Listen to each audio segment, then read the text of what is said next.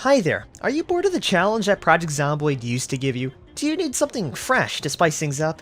Do you want to know what it feels like to have your knees bashed in with a baseball bat? Well, you might just be in luck.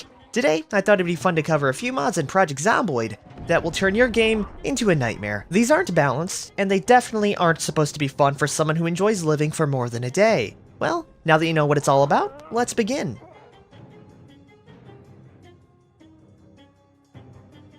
To start off this pain train, we have a simple but deadly mod, and that is a Dangerous Zombies mod. What this does is make contact with zombies even more grueling. Before, you could run through a small pocket of zombies and usually end up without a scratch. But now brushing up against even one can allow a bite or a scratch to sneak into your character. This simple mod changes up everything, as it makes hordes and maneuvering through them even more difficult to manage.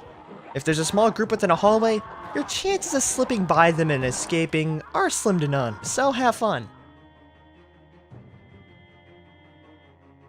And now we have the main dish of the evening, so why not introduce an absolutely brutal mod that will always have you second guessing yourself. Let's just say, the Doom Zombies mod is a lot. But if you have ever wanted to have fun as in spawning into your house and immediately having a group of zombies open every single entrance to your home and taking you out in an explosion that clears the entire building, but in a more serious manner.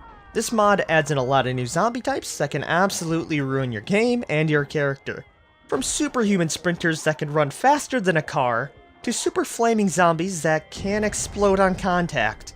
This mod isn't balanced at all, but you can change the spawn values to your taste and only have a small dosage of the pain as well. Overall, really fun mod. The CDDA Zombies mod is a bit more balanced and chill compared to the previous one, but it still adds in a bunch of zombie types which are really damn cool. Like, there are some zombies that can actually shove you to the ground in a melee scuffle, and screamer zombies, which once they see you, will actually attract others to the location by screaming. If you're familiar with the game Cataclysm Dark Days Ahead, this mod seeks in to add some of the zombie types you would encounter normally in that game, like Necromancer and Brute zombies.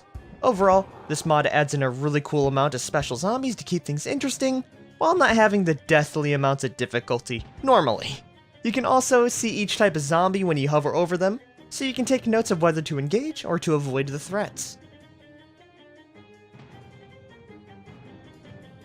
Advanced Zombies has a nice in-between of the previous two mods, with you not encountering these zombies really often, but when you do, you need to run.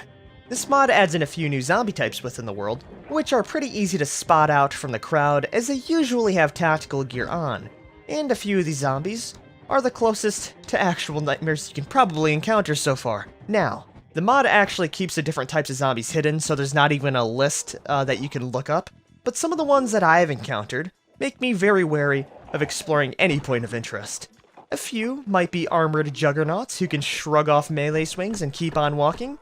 They can shove you over and lock up your character, get back countless times from death, and just kick your butt in general. There are also ones that can revive massive groups of the undead. Yeah, you really don't want to come across these unless you want to get dunked on. Did you ever watch the Night of the Living Dead movies? If so, you know exactly what this means. The 245 Trioxin outbreak is like every ordinary zombie virus, other than the fact that it makes everything practically immortal, where even headshots and decapitations won't be enough to kill these things. The only thing you can do is damage a zombie enough to where you can temporarily stun it before it inevitably gets back up to kill you.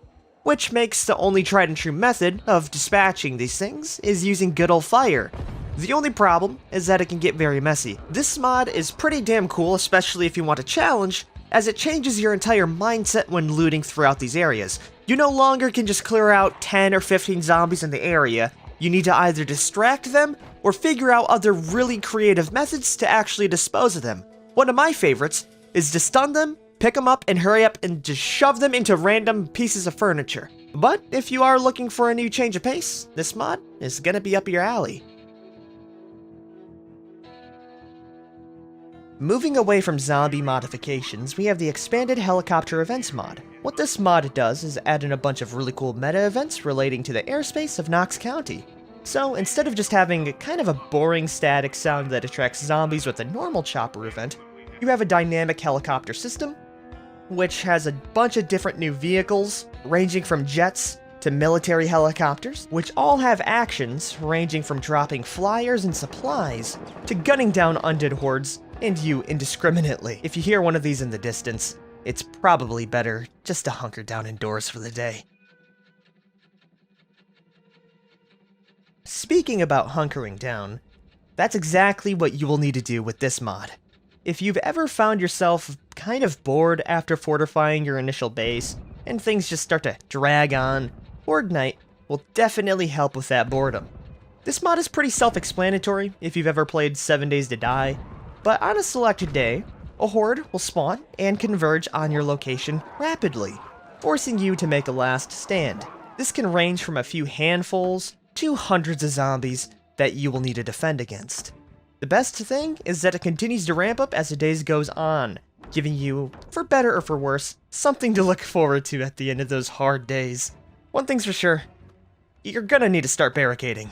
Now. I love environmental hazards, and this mod is very fitting to leave here as well. But if you want the feeling of being on the clock every time you step outside, Cryogenic Winter is gonna hit the spot. This turns the weather absolutely frigid and blistering cold.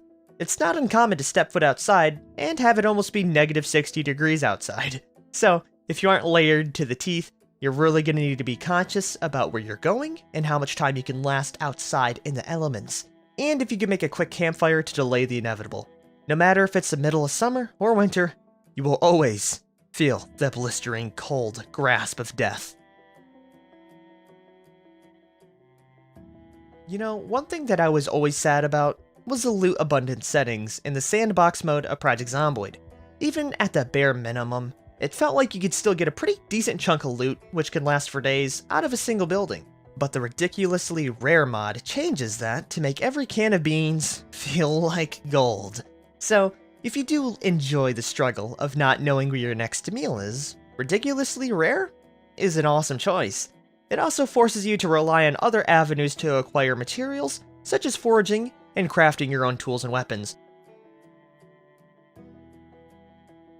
Lastly, for this little mod collection, is a size labels mod. If you have found it too easy to find gear off of zombies, this adds in a little extra element you need to look out for. And so this mod gives size tags for each piece of clothing in the game, ranging from all sorts of sizes. So you might find a really nice jacket, but find out after you wear it that it's a bit too large, reducing its insulation and all other sorts of little additions. Overall, this adds in a bit of extra difficulty to finding that perfect set of gear, and it will make you appreciate it all the more when you do finally come across a pair that fits correctly.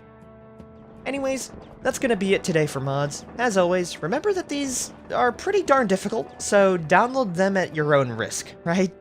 But it might be what you need if you're getting a tad bored of the game. I especially like the special infected mods, as they added a whole new element to fighting zombies, and I find myself lacking a lot. If you've seen my previous series, you exactly know what I'm talking about. Anyways, I hope y'all found at least one new mod to try out soon. If you did like the video, be sure to like, favorite, share, and subscribe. This is Private Lime, out.